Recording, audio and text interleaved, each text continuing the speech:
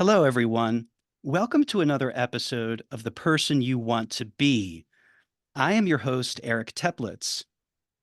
Today, it is my great honor and privilege to have with me as my guest on the podcast, Dr. James Hollis. James Hollis was born in 1940 in Abraham Lincoln's hometown and burial site, Springfield, Illinois. He graduated from Manchester University in Indiana in 1962 and received his PhD from Drew University in Madison, New Jersey in 1967. Dr. Hollis was a humanities professor for 26 years in various colleges and universities, but retrained as a Jungian analyst at the Jung Institute of Zürich, Switzerland from 1977 to 1982.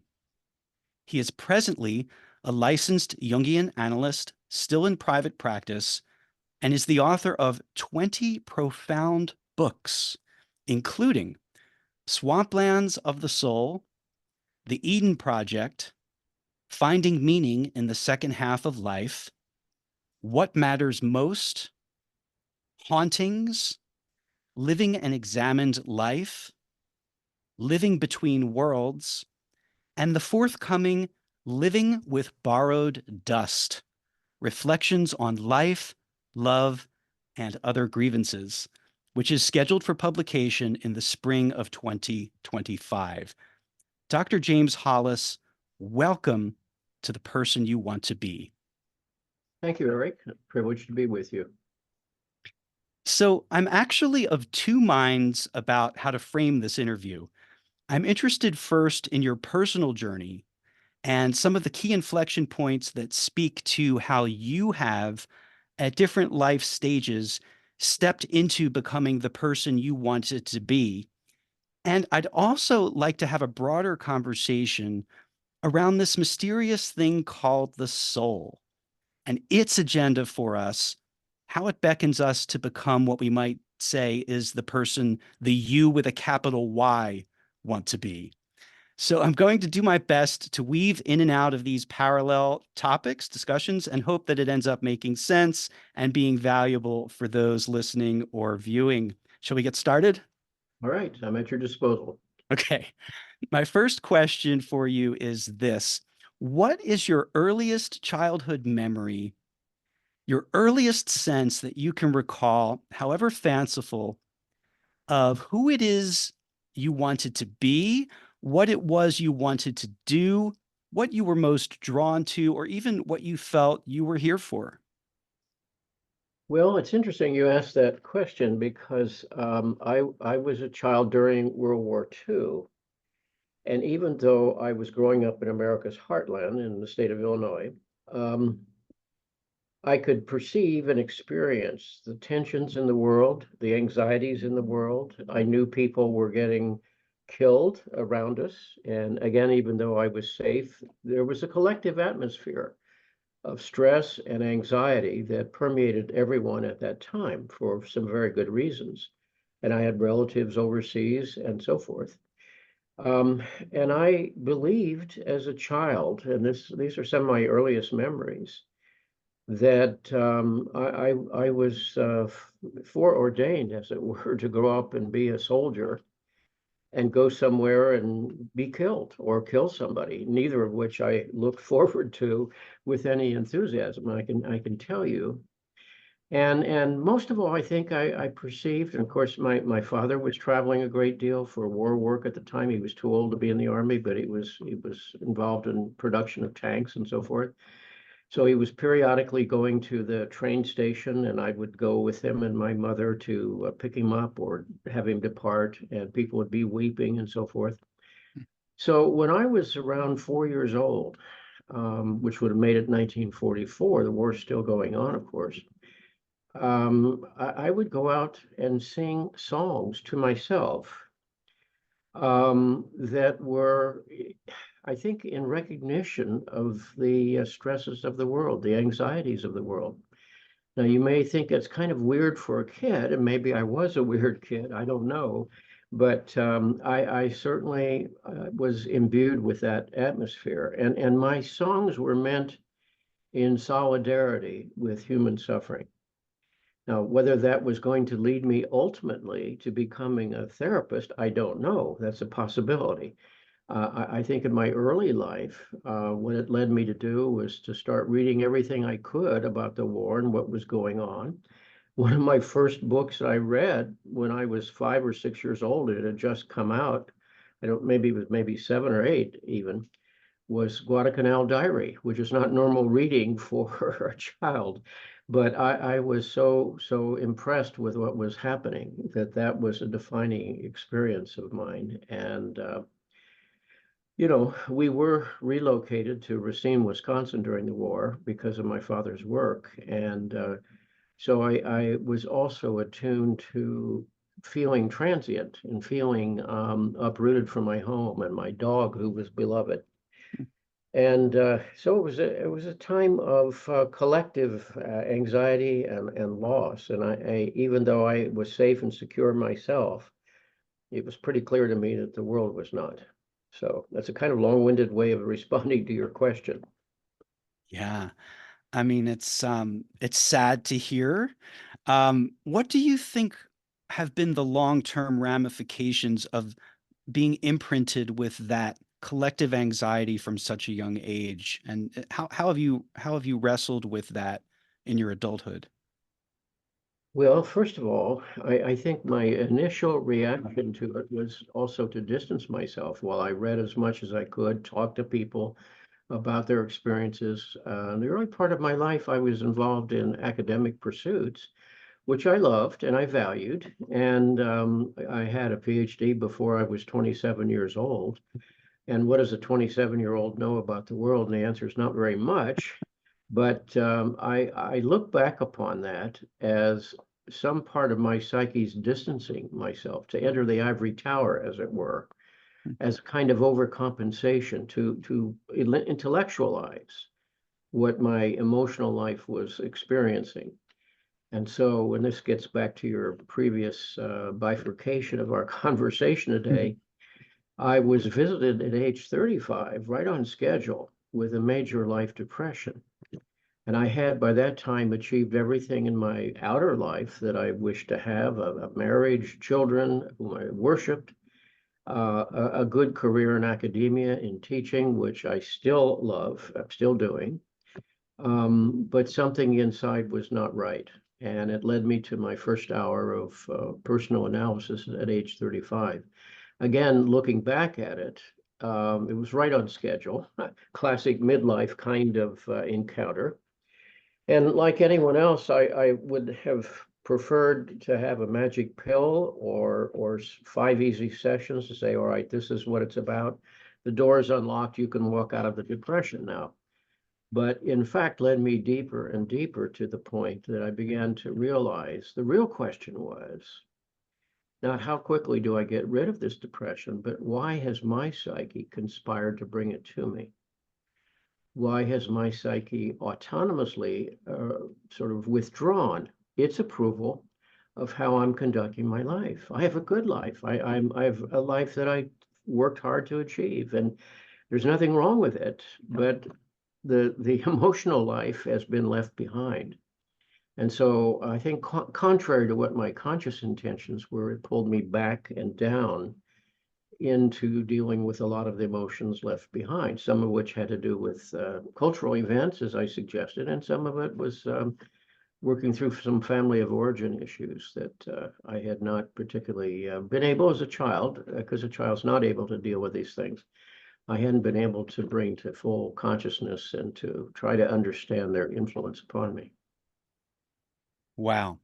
So I'd like to back up just a little bit before we get into the classic on time as scheduled Mhm.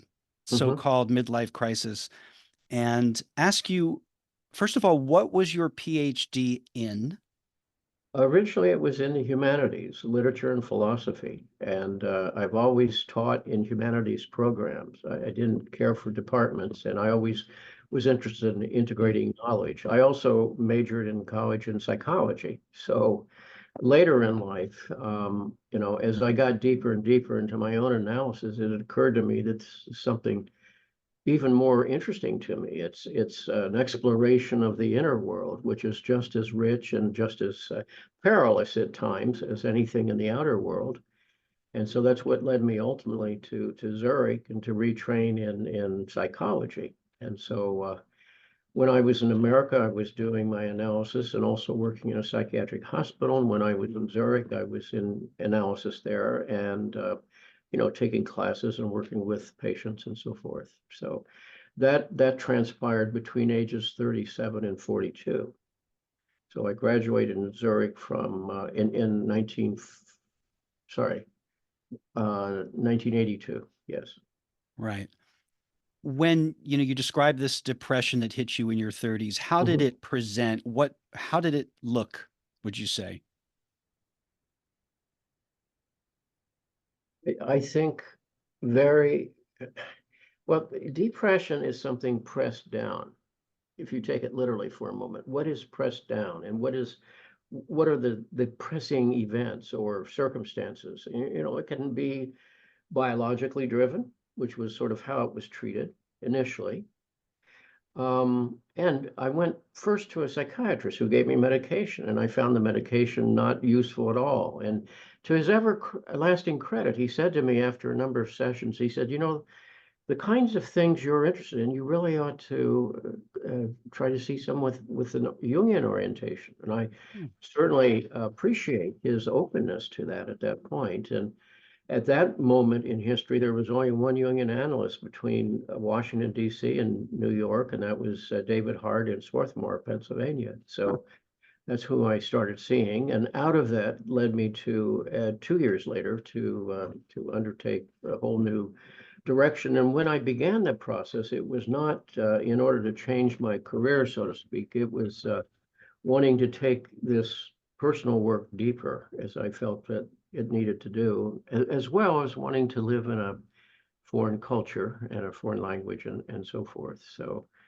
that's what led to me to that journey. And it was after some years when I returned to America, I still had my day job as a tenured professor, and I appreciated that. But I also had found that the conversation that goes on with a client and the conversation I had when I was working in a psychiatric hospital became more and more authentic to me than the conversation that was occurring on the campus. It wasn't that I had lost my, interest in learning or in teaching, but that what I was interested in was pulling me deeper into the places I think I'd managed to compensate for, to distance myself. So Hmm. when we have formative experiences, we tend to repeat them or try to get away from them, as the case may be. And I look upon the early life as a constructive, well-intended effort to get away from it. That's why something in the psyche reached up and said, "Well, we're not going to let you get away with that. We're going to bring you right back into this world." And actually, and I've written about this somewhere, the first week I was there, the mentor to whom I'd been assigned, a grizzled old sergeant type psychiatrist, said, "Come with me." He said, "I think I know a very good person for you to work with." And so I didn't know what we were doing or where we were going. He led me into a room that was filled with people, and I had to sort of take a moment to sort of assemble what I was seeing in front of me. It was like looking at Picasso's Guernica. And I realized then I was in the midst of an autopsy. And then I got the guy's joke, you see. It's like, I have a classic patient for you to work with, right? And it was an autopsy. And a lady had died suddenly in the ward, and for legal and medical reasons, they needed to find the cause of death. And so it was like a kick in the gut, but it Hmm. was I knew enough from male roles is like don't show him you're troubled by this, don't show him that you're upset in any way, and just carry on, which I did. And but later it stirred up a lot inside, and I think that was symbolic in a way. It's like, all right, you're not going to run anymore. You're not going to try to fly away from this. This is bringing you back to, if you will, the guts of what it means to live Hmm. and what it means to suffer and so forth. And so As Jung said, what is not addressed inside will come to us, and we'll think of it as outer fate, but in some way, our own psyche has been setting us up for that. So I now look upon that whole phase of life as something engineered by the psyche, which is the Greek word for soul, by the way, that was bringing me back to the world that I'd been, I guess, overwhelmed by as a child would be, but which as an adult I was now being required to reapproach and to try to assimilate. Hmm. I'm wondering, is it possible that the psyche was at work? Well, it's always at work before we're aware of it, right? But Mhm. even as far back as when you were an undergrad and you were studying psychology, even that choice, while you were potentially or possibly distancing yourself through intellectual pursuits of the harsh realities of the suffering of the world, you also made a choice, and maybe it was the psyche rearing its head at that young age. Maybe look into this. Mhm. Um, and presumably that was your first exposure to the ideas of Carl Jung. Yes, it was. Yes, yes, and I found him at that point sort of opaque and hard to understand. He still is, by the way, still working on that decades later. But it began to open some conversations, and coincidentally, and I've also somewhere written about this. I was taking a sociology class, which I found very boring because it was so much about categories of human behavior and so forth. And I just sat in the back. I was a very, quiet student, introverted, didn't have anything to say. So I know I wasn't being disruptive. But after one class, the instructor said to me, why don't you do an independent study and come give me a paper at the end of the semester? And then he explained I didn't have to come to class. And I remember thinking, this is too good to be true. You mean I just have to write a paper? So I went to the library, literally looking up and down the shelves, looking for inspiration. What am I going to do? And I think he presumed it would be in the field of sociology, but that's not what called to me. Then I walked into the bookstore and I came across a book. I actually have it in this room. It Hmm. cost me a massive 95 cents at the time, which was more money than I had. But when I looked at that face, there was something compelling, and the subject matter was compelling. And it was titled Psychology and Religion, a series of lectures that Jung had given at Yale University in 1937. That leaped out at me, and I thought, that's what I'm interested in.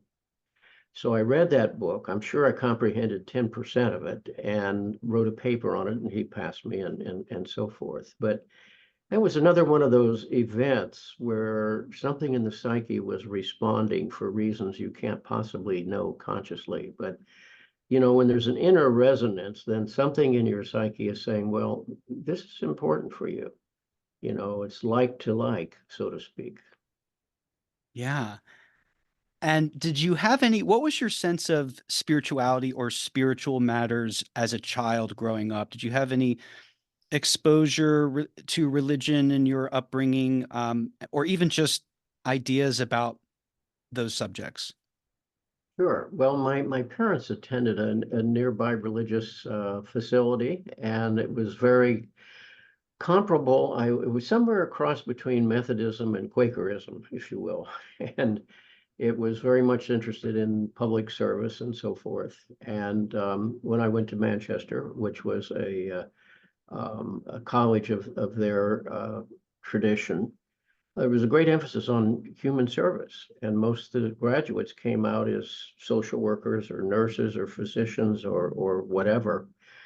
So again, while I was there, it was a combination of literature and philosophy and religion and psychology. Those were all of my interests, and they all sort of combined. And that's when I began to appreciate Jung far more because he understood the symbolic life. He understood the fact that so much is going on within us at a very deep level at all times, and that we are not just conscious beings, but we carry something very profound in us, what he ultimately called the archetypal field of energy that links us to humanity itself. and to, the great works of human productivity and so forth. So, if you really want to study the nature of the human psyche, you can't go wrong studying the ancient scriptures. You can't go wrong reading Greek tragedies and its equivalents and mythology and so forth, things that our culture does not take seriously.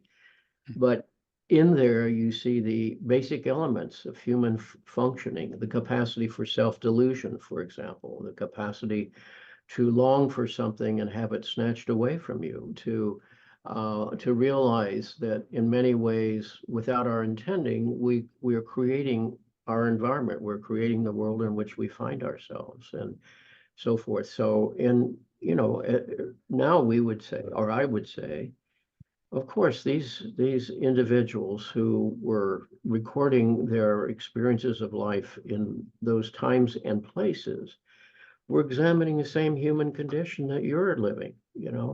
Technology's changed, social values have changed, national borders have changed, but the human psyche has not changed for a very long time. As the social biologist E.O. Wilson said once, we live with Paleolithic psyches in medieval institutions with modern tools that are destructive, What a So, recipe.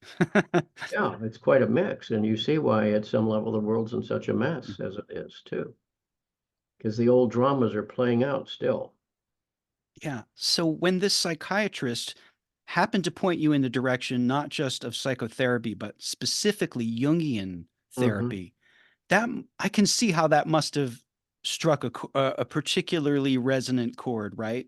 It Yes. must have felt, because you already had some exposure and familiarity, and it had already Jung had already called to you prior Hmm. to that, right? Yes, I think so. And I think what was central to that was, frankly, the problem of meaning. I realized I didn't fit within the framework of my parents' religious tradition. And even though I'd made sincere efforts to do so, and that my spiritual journey would have to take me in some different directions, which it did. And also, I realized, as I said, he appreciated the symbolic life, which is to say, well, one of my favorite sayings is from the French poet Paul Eluard, who about a little over 100 years ago said, there is another world, and it's in this one. If you understand that there are great mysteries going on Mm. within our lives, and we are swimming in the fields of energy that are both personally, culturally, and ultimately archetypally common with all of humanity's journey. And that's why the study of the human nature, as it's been revealed through the millennia, is not irrelevant to the client who comes in the next hour suffering a particular kind of issue or problem. So no psychologist, I think, provided that kind of depth beyond Jung. And I say that with respect for other psychology, certainly.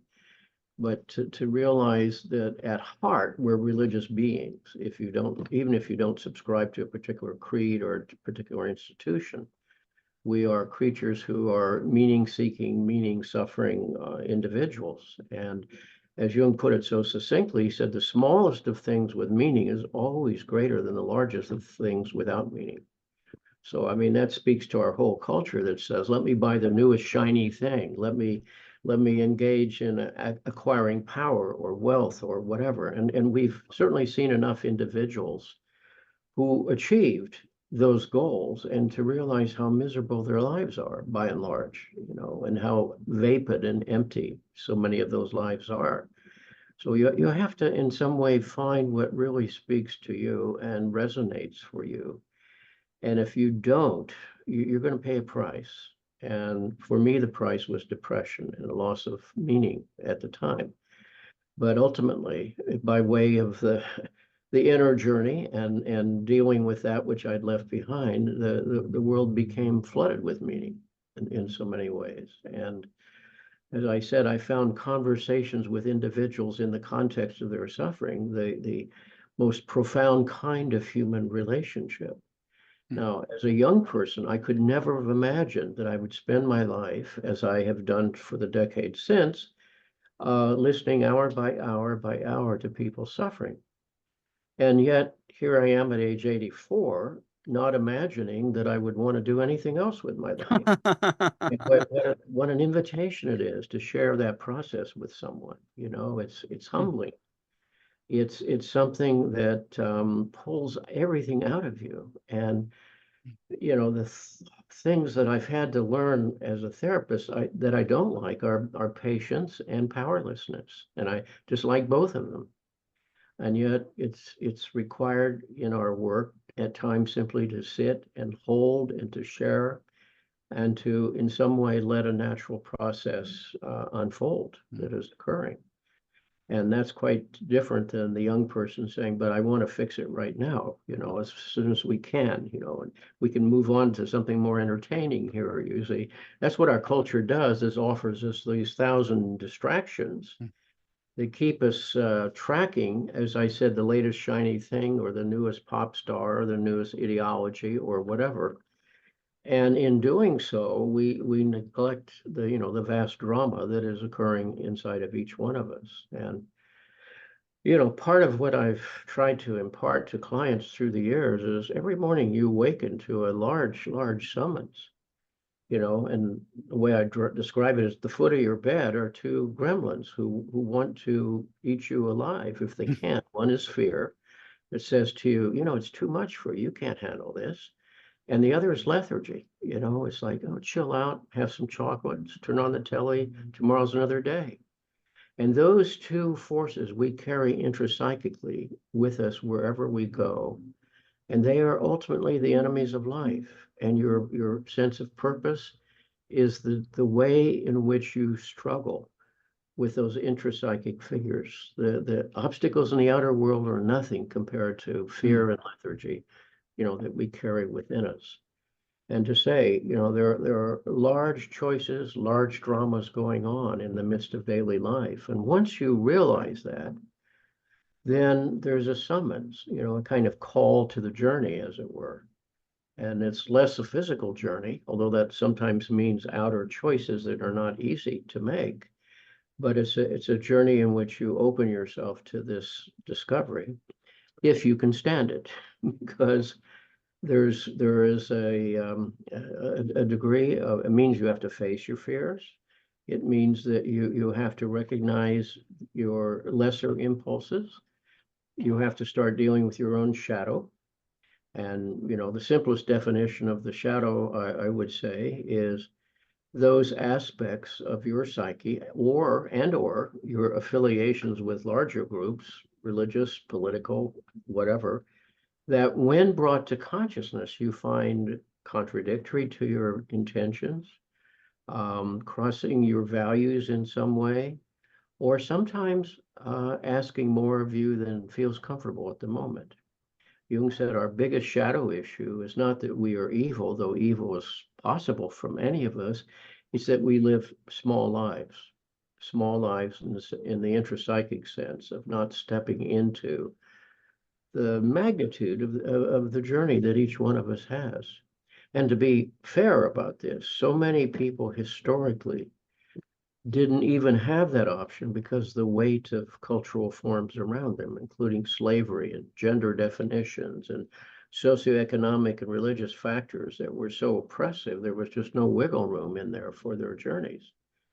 And you know that those are the lives that one needs to grieve because they were never able to come into fruition. And I would include my own parents with that I suffer a great deal of grief around. But you know, on the other hand, this is your life, your journey, your summons. What are you going to do with it? So today, we could say that more individuals are, at least in the first world nations, are freer to pursue what is wishing expression through them.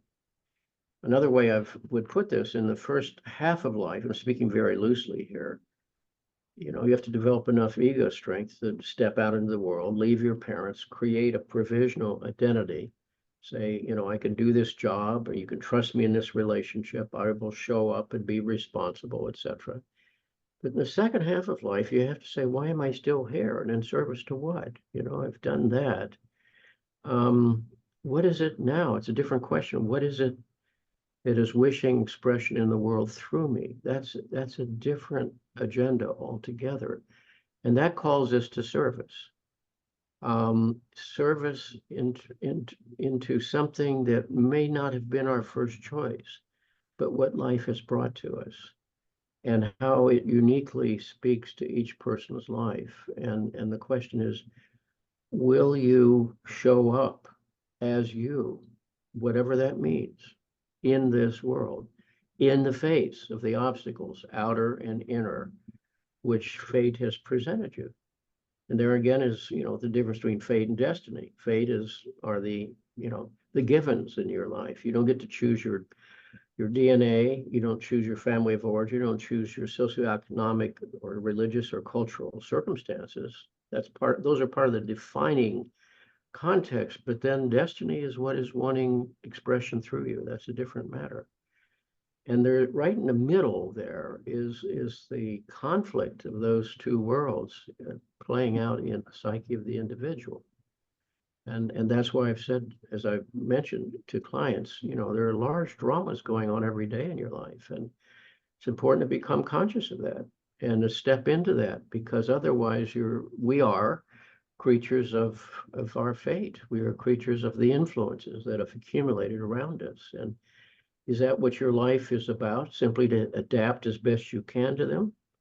Or is it something you need to address and need to perhaps suffer through en route to a deeper sense of the uniqueness of your own personal journey? Wow. So that was very rich, and there's probably 20 different threads I could pull on in what you just shared. And I'm going to pull on just one or two. Early on in that, you talked about you said that there's a world within this world. Mm-hmm. There's another world within this world. And I Mm-hmm. thought that that is such an intriguing idea, because if you think of us as even just purely biological beings, if you orient that way, we're limited. We can only perceive through these five senses at Mm-hmm. best. And each of those senses, we know, even just from studying other animals in the animal kingdom, that it's a fairly limited range within each of those senses. And some animals far surpass us in one or more of those senses. So they're tuning into parts of reality that we're not. And I just love this idea. You also talked about how we're swimming in these energies that are part of our reality, even though we might not be able to sense them uh, using this avatar. Mm-hmm. um, and then so that inevitably raises this question of the soul. So just for the sake of defining our terms, how would you explain exactly what it is you speak of when you talk about the psyche or soul? Okay. But before that, let me just mention that since Immanuel Kant and some others, but mostly Kant, and I'll choose a round date, 1800, he said, you know, we never see reality as it is. We experience it subjectively, as you were just outlining, through the limitations of your senses. Then those are the sensations, and then they get screened and reconfigured as our perceptions. And that's why two people can see the same reality and have quite different interpretations of it. And then how it gets into a mix within our own psychological history, which is how our story emerges out of that. You know, you wonder why two children who have the same DNA and the same cereal in the morning and the same parents come out in such different ways. So as Kant said, you never see the world as it is, but as your limitations allow you to see it or to configure it or to construe it. If you wear blue glasses, he said, you'll see a blue world. And you know, we've only realized in a serious way in the last couple hundred years that our realities are subjective realities. And we can't really talk very much about external realities, even though we have to interact with them. So then you have to ask the question, all right, so how does this have an impact upon my soul? Now, as I use the word soul here, remember this is the literal translation of the Greek word psyche. That's what was meant by Tuke, the soul. And as Heraclitus suggested 2,800 years ago, the soul is a vast country that you could never fully reach, you could never fully explore. It's sort of infinite, and we are finite creatures. And the soul involves, or the psyche involves, our bodies, and it involves our emotional life, and it involves that which differentiates us apparently from most other animals in this world, that for whom meaning is essential. As I said before, we suffer the disconnect from meaning, and we long for meaning. That's why people are constantly, when Jung visited the Taos Pueblo in the 1920s out in New Mexico, he was talking to the Indian chief there, and he said, you folks, you European Americans, these are like hungry grasshoppers. You come, you devour, and you move on to the next village. He said, what are you looking for? We have it here. And that man was still living in a world in which nature was charged and purposeful. And the relationship to that was part of one's spirituality, not as a place to sort of bulldoze and put a new Yeah, shopping. nature was valued. It was nature valued because we're part of it, you see.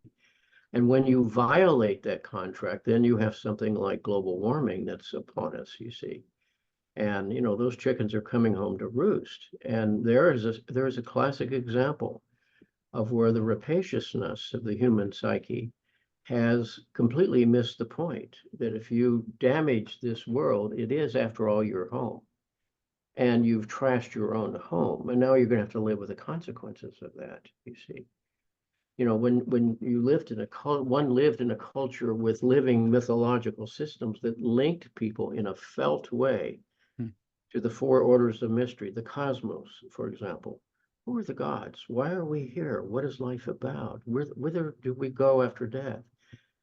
Secondly, to nature, how do you live in harmony with nature, as opposed to a kind of domination of it? Thirdly, how do you relate to the world around you, the social world, the collective? Who's your tribe? To whom do you belong? And what are the rights and duties and privileges that come from that? And what's the balance between the individual and the group? And fourthly, it's the individual journey. What is your life's journey about? What is looking for expression through you? By what lights do you make your choices, and so forth? So if a person's living in a culture, in a time in history where there is a meaningful linkage to the stories of their tribe, they have a sense of belonging, and they have a sense of purposefulness, and they have a sense of homecoming. Erode that, and you have the estrangement that has been going on, particularly in the Western world, but now in the Eastern as well, that has transferred that from the tribal story to modern ideologies. With the loss of living mythologies, that vacuum within is ill tolerated by modern individuals. So we fill it with ideologies, which are ideas that have no necessary link to transcendent values. So materialism, hedonism, and narcissism are the operative, values of popular culture. Fill your life with stuff, and if that doesn't work, get more stuff. Hedonism, it's all about having a good time. Thirdly, it's all about you. You're not linked in any felt connection to community. So we have societies that are formed to serve certain purposes, whether it's healthcare, traffic, whatever. But that's not a community. You see, community is a participation in some vertical dimension that links people, that pulls them out of their narcissistic circles into a participation of something larger than they are. And that's one reason why people get caught up in fads and war fever and all kinds of Hmm. passing ideologies and distractions, because there is an urgent need for a sense of connection, for resonance, for belonging. And if they're not being addressed in your life, well, you're going to be looking for it in popular culture. Hmm. Yeah. So a follow-up question about, the soul, do you imagine that we each have individual souls, or do you think of soul as a more comprehensive force that is seeking expression through each of us as different individuals? I would say both. You know, your guess is as good as mine. There's no such thing as an expert on the soul, even though some might claim to be. I think that it's unique to individuals, yes, because each of us has a different calling, so to speak. But we also participate in energies that are larger than we are as individuals. And so it's a paradox. Hmm. You know, it's both. And one has to honor that. That's why I said earlier, I couldn't have imagined as a child that I would spend a good, you know, learning was fun, teaching was fun. I still enjoy it. That's why we're talking today. But I also realized how important it was to be able to be in the presence of people's lived experience and to help them try to see what that meant to them and what kinds of choices that come to them as a result of that, as I, you know, had to go through myself and continue to go through, as a matter of fact. So in the face of all of this, you know, you have to say, you know, your life is a journey. And this is not narcissism. It's really asking the question, what is worthy of your service? You see, because if you're not asking that question, you'll be serving something that's trivial or something that's self-delusional at some point in your life. You know, another factor, I've gone through some significant health crises in the last few years, surgeries and cancer and so forth. And my wife has as well. And so, you know, we're dealing in a very direct way with the loss of loved ones, with physical limitations, with pain, physical pain, and so forth. And yet the call is, you know, how are you to face your life given the fact that you're not powerful enough to control these circumstances? You know, what do they call you to do, you see, and what's the best way to retain your sense of purpose Hmm. in all of this, you see? That's why I don't have any thoughts whatsoever of stopping my practice until such time as, you know, nature takes over, or there's some limitation that Hmm. is not present now that I think would impair that conversation.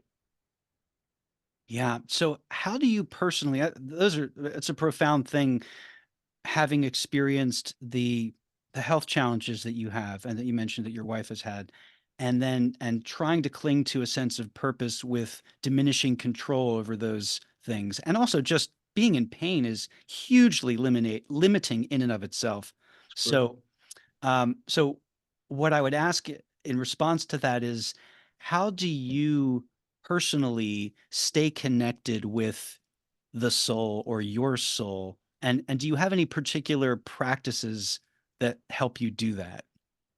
Well, first of all, I pay attention to my dreams. You know, sleep research has told us that if you reach 80, you will have spent 6 years of your life dreaming. Now, think of that. That's not 6 years sleeping. That could be up to a third of those 80 years, but dreaming. So it says to us, there is something that nature sees as important here. And whether you pay attention or not, it's going on and it has some kind of agenda. Secondly, if you do pay attention, you begin to realize there's some agency within that sees your life from a different perspective. And if, as Jung suggested, there is a 2 million-year-old person inside of you, metaphorically, who is wise, wouldn't it make sense from time to time to consult with that person and have a conversation with that person, you say, because they know you better than you know yourself. And to also find what are the things in life which bring resonance for you, because that word resonance is the tuning fork inside of you. In other words, if what you're doing is right for you, it resonates inwardly for you. If you don't, and at times we just have to mobilize our life to take care of life's business. We understand that. You know, you get up at 4 in the morning to change the baby's diaper or to feed it or whatever. Real life calls this to outer commitments that may or may not cause resonance. You have to earn a living. You have to take care of a relationship, etc. But you also have to have those elements in your life. It's going to be different for different people. For some, it's the work of their hands. For some, it's the life of the mind. For others, it's the creative process. For others, it's found in the quality of their relationships, you know. And I would say for me, it's had to do with an inner conversation, but also a conversation with individuals around things that I believe matter, which is why I've kept my foot in teaching on the one hand, but also, you know, in psychotherapy on the other hand, because both of those inform me, and both of them enlarge me, and Hmm. both of them challenge me. If they didn't, I would be doing something else.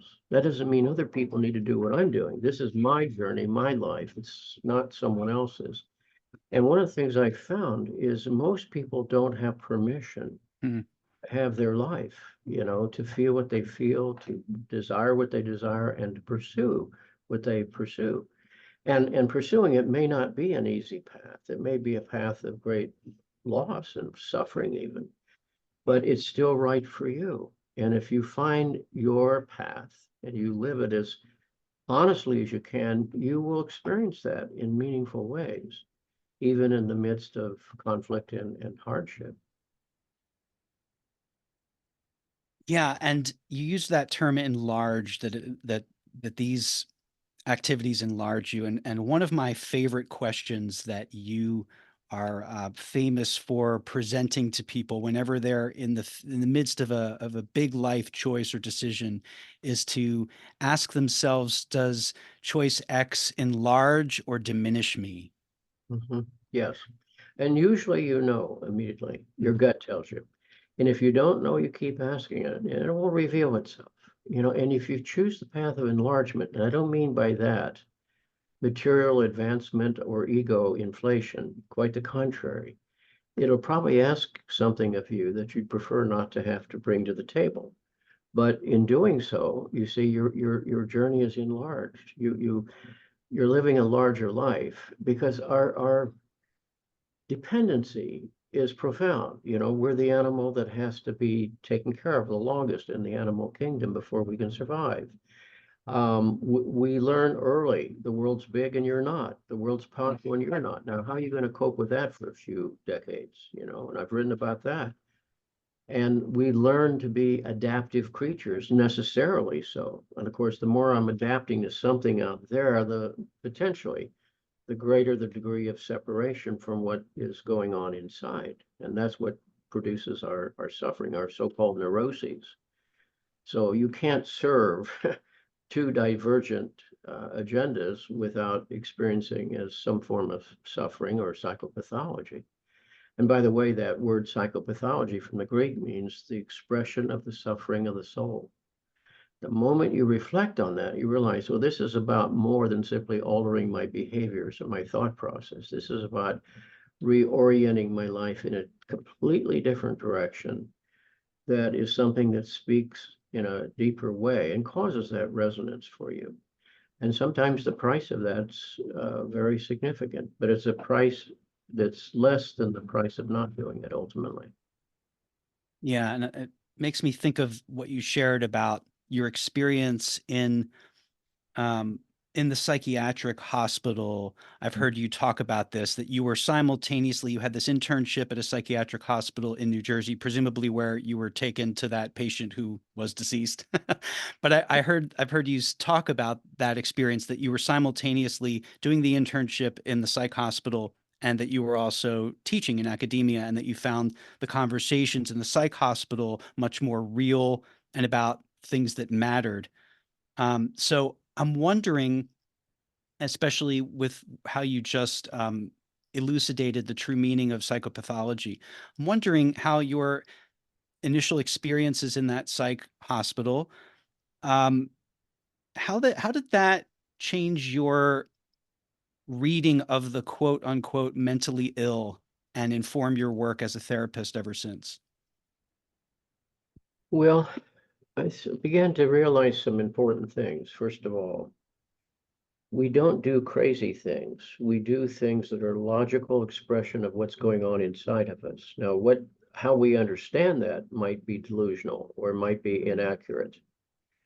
But our behaviors are logical expressions of the intrapsychic reality. And therefore, part of what one has to do is get some sense of what is the story that one's in service to inside.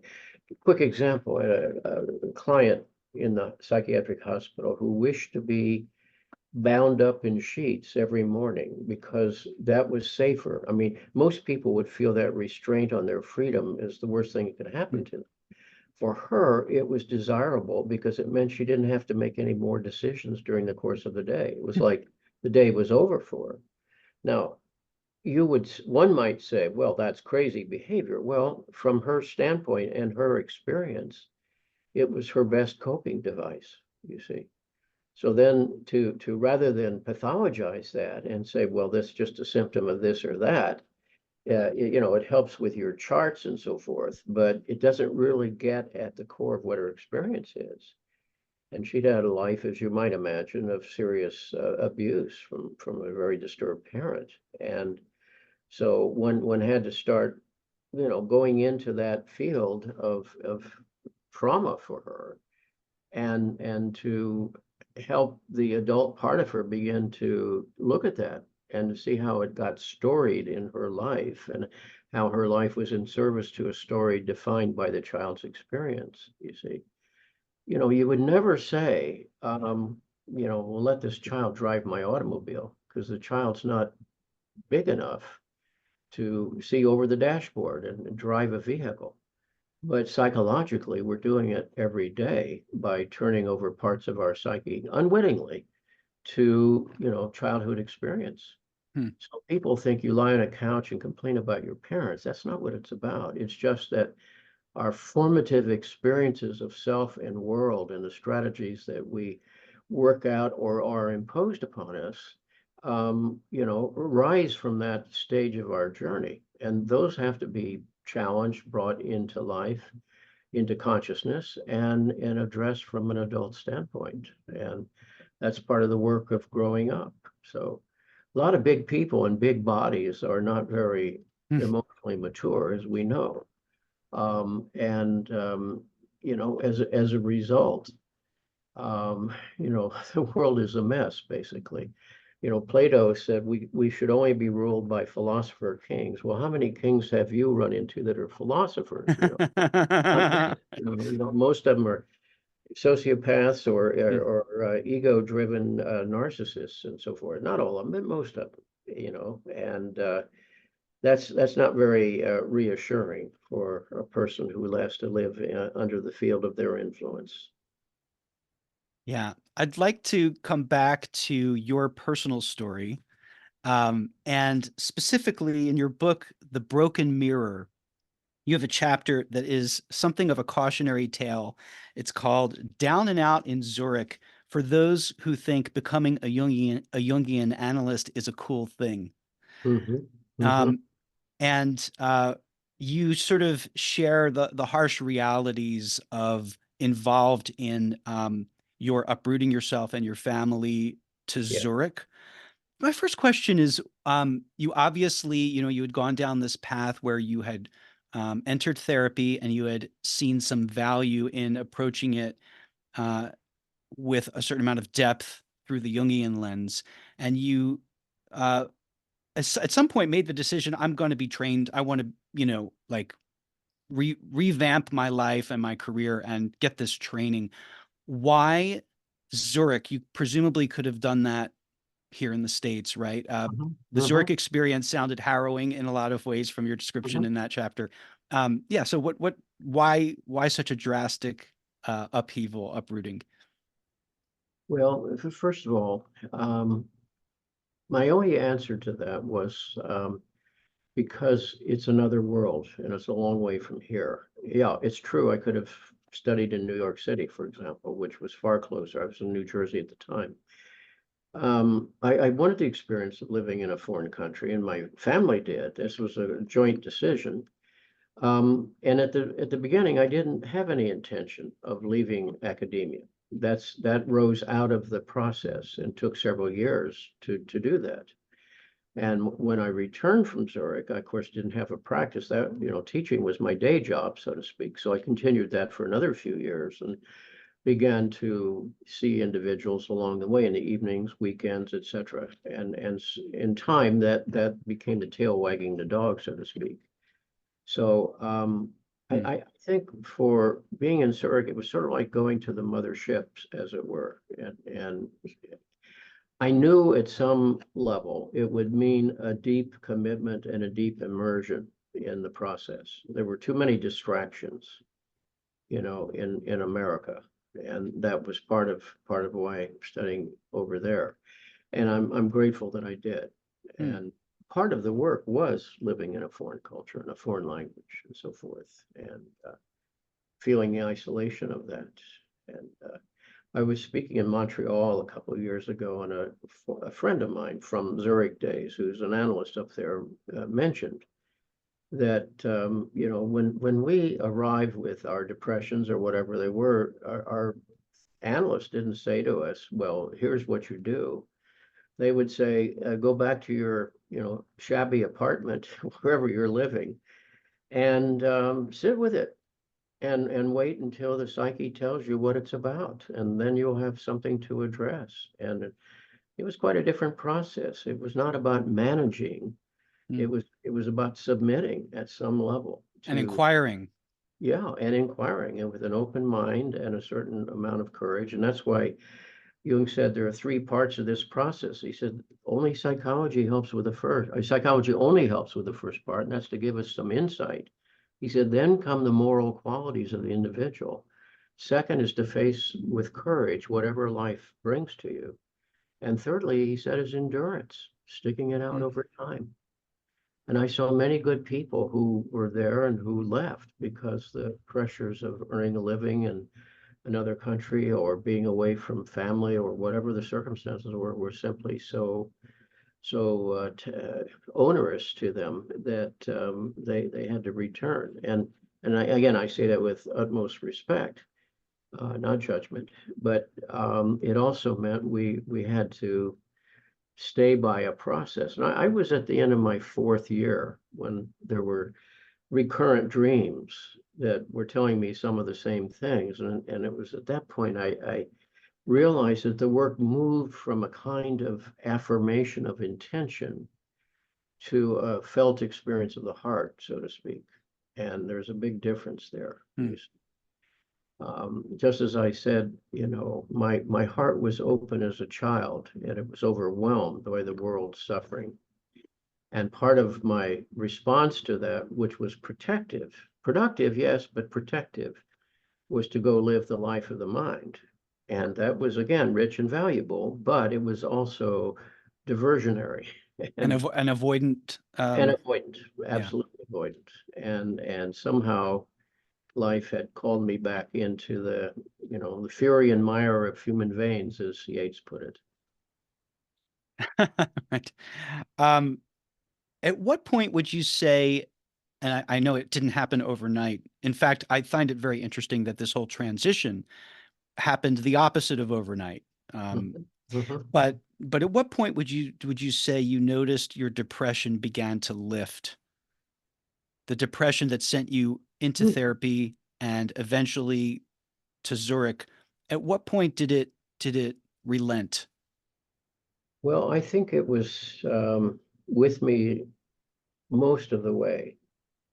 I would say it was truly lifting when I had that experience of walking out of an hour of analysis and realizing in so many words, holy cow, there's something inside of me that really knows and has been speaking to me. And it was at that moment that some shift occurred. Hmm. I don't want to make this sound like a movie where there's a sudden revelation and everything falls into place from there. It doesn't work that way. It's about bits and pieces that occur over time. But that's one moment I would say where there was a substantial shift. And from that point Hmm. on, I understood, let's put it this way. I think I understood the meaning of my own suffering in that depression, Hmm. that something inside had really been pressed down. And Now, in giving it some life, it was not going to, pathologize as it had theretofore. That's fascinating. So basically, just getting a glimpse of understanding of why it had arrived, what it meant that you could now do something about it as opposed to just sort of unconsciously suffer from it without knowing why. That's correct. Yep. Yeah, very interesting. How do we discern? This is a big one, I think. Mhm. When we try to listen to the soul and where is it trying to steer us? What is its message to us? What is it even demanding of us? How do we discern the desires that originate from that place, the soul, the psyche, versus the ones that could be coming from our ego, could be coming from our parents, our biology, our culture, or Hmm. any other number of sources that we've internalized that are not truly the soul. Hmm. Well, nature has equipped us with an internal guidance system. First of all, is the feeling function. I had distanced myself from my feelings. That was part of how I was coping with it because I felt that they were overwhelming. I wasn't aware that I was doing it, but that's what, in fact, happened. That's what's called the false self, which is an adaptive mode of coping with life's difficulties and life's demands. So you don't choose your feeling. They are qualitative analyses of your life as seen by the psyche. So you can achieve all the things you've wanted, but the feeling function doesn't support that.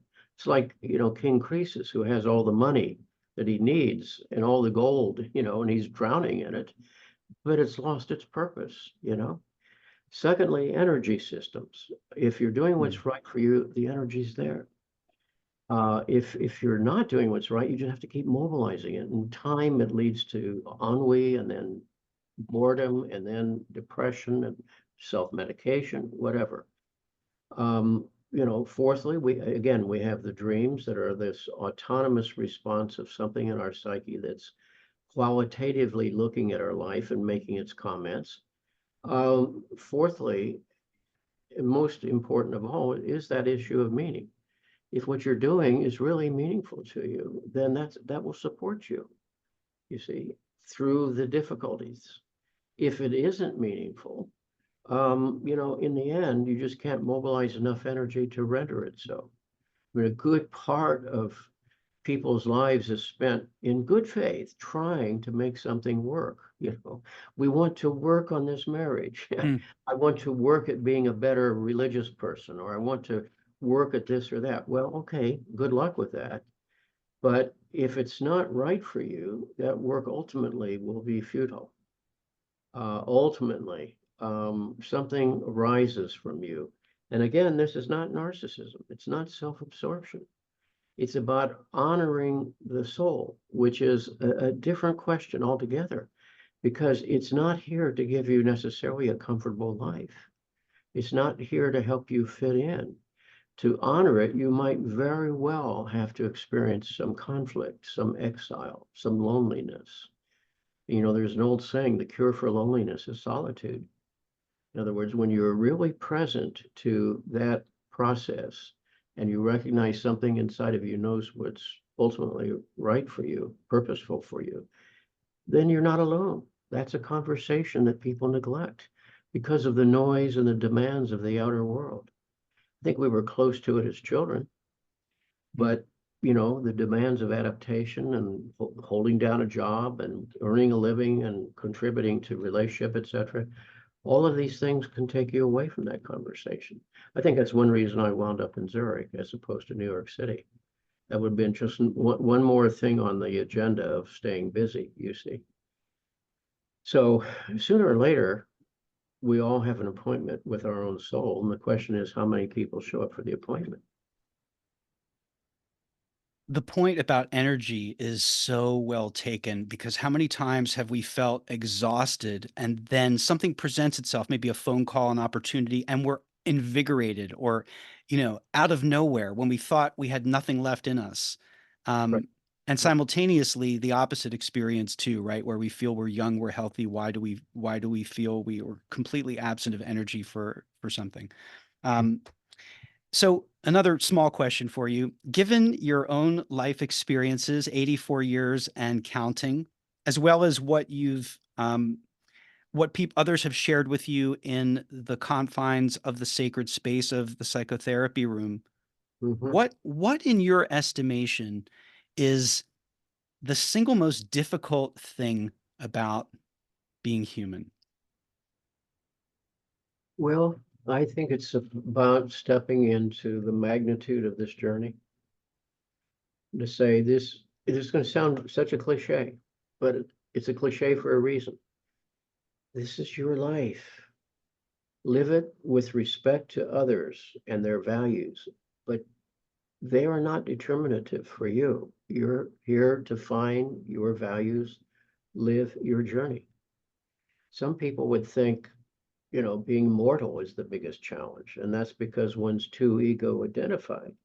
It's like if my ego is asked and say, "Oh, I vote for immortality, I perpetuate myself," but the larger conversation says, "And why? In service to what? Do you really want to outlive the people you love? Do you really Hmm. want to outlive your children? Do you want to? What is it that this is all about? Just perpetuating yourself so you can consume more oxygen and so forth on the For what planet?" greater purpose? Yeah. Yeah, why? So I think the biggest challenge of all is just stepping into the largeness of this journey. That's why I've said, and I say this in the context of people's therapy where it makes sense to them. I don't just say this in the abstract, is, life has called you to a challenge here, and how are you going to step into that and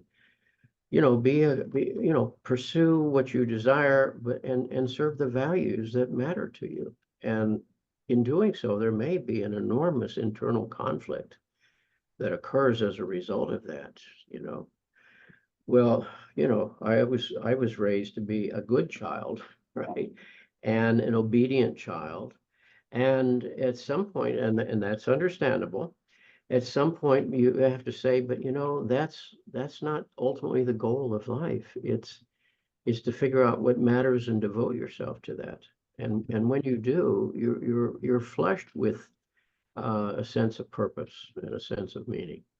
You can't manufacture it. You either experiencing it or not. You can manufacture the means by which you get to it, let's say, but you don't create it. It's something autonomous. And ultimately, one has to respect the autonomy of the psyche. Hmm. Okay, a final question before we part ways today. And thank you so much for your time. Thank you so much for all of your incredible work. I really encourage listeners and viewers to check out your website, jameshollis.net, and explore the vastness of your written work, which is extraordinary. I just discovered it myself a few years ago, and I feel like it's sort of when the student is ready, the teacher appears, and I've just been really devouring it and getting tremendous value from it, as well as your talks and the many other interviews that are available online that you've done. So I just want to express a heartfelt gratitude to you, and just ask you to close this out. Um, at this stage, at this point, what what is driving you, and who is the person you wish to be now moving forward with the time that remains? Yeah. Well, first of all, I want to stay above ground because my wife needs me. All right. Mm. I mean that quite literally. I want to be here to be helpful to her because I care for her and I love Oh, her. your wife. Yes, yes. Yes. Secondly, I'm still curious. There's so much to learn. I've always been fed by learning. And I don't just mean the knowledge of the mind. I'm talking about life's experiences too. And thirdly, I think the psyche has its own life, and when it's my time to go, I'll go. I hope I will remember this at that time and say, well, it's my turn now. It's not like I'm exempt from this, right? It's like when you're young, you think, oh, I've heard that people are mortal. Oh, Well, that happens out there, doesn't it? That Yeah. happens down the road. Well, yes, it can happen at any point, as we know conceptually, but to accept that. I mean, there's only one way to deal with our mortality, and that's to accept it, because anything else is delusional. So then you have to say, that's not the issue. The issue now is, how do I live my life while I'm here? That's the question. If there's another life, it's another life. It's not this one. This is the only one we know about. As Jung put it very succinctly, life's a short pause between two great mysteries, you see. Well, this is a short pause. It's very short. How are you going to live it? In service to what? And that's the question that if we keep avoiding, we'll not have been here in some way. If you ask it honestly and you try to live that, it takes you into a developmental agenda that is rich and rewarding, not free of conflict, not free of suffering, but somehow purposeful. And I still find great purpose in these kinds of conversations, and still have great purpose in working with people's dreams, and still have great purpose in talking with people, and in learning. So, those that hasn't diminished in any way. Yeah, and I imagine that, suffering is part of the contract. It's, whatever we choose, there will be suffering. Therefore, why not suffer in the name of something that means something to you? Yeah. Uh, and then presumably, perhaps, if there's peace to be arrived at the end of our lives, it would presumably come from having done our best to be true to our nature, our soul, and to have suffered for things worth suffering for. Mhm. Yeah, that's a way of putting it that I think would be lead to a shutdown by most people in our culture. But what is the suffering that you need to address in order to find purposefulness in your life?